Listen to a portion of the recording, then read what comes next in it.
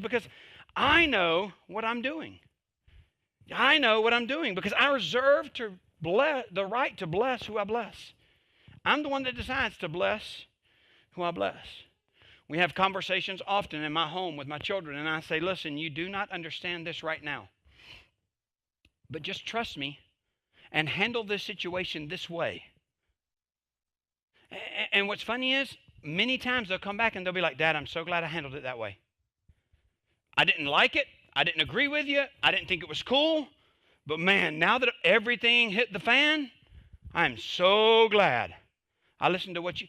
Because see, a dad has more info than a kid does.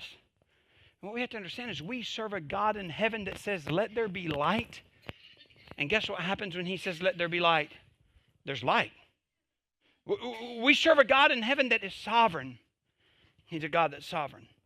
He said, I have the right to have compassion who I'm going to have compassion. I have the right to do this because I am a sovereign God and I'm the only one that knows all the facts. Because of that, God's going to restrict how he comes into the presence of his people. Because here's the deal, they're on your paper. Because only God knows the overall strategy and the overall goal. He has the right to determine how he's going to work, his plan, and his purpose. He's the one that has that right. I don't.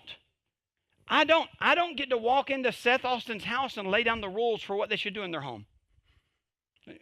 I might try it, but as soon as I do and I walk out, Seth's going to look at Jessica and go, that dude's crazy.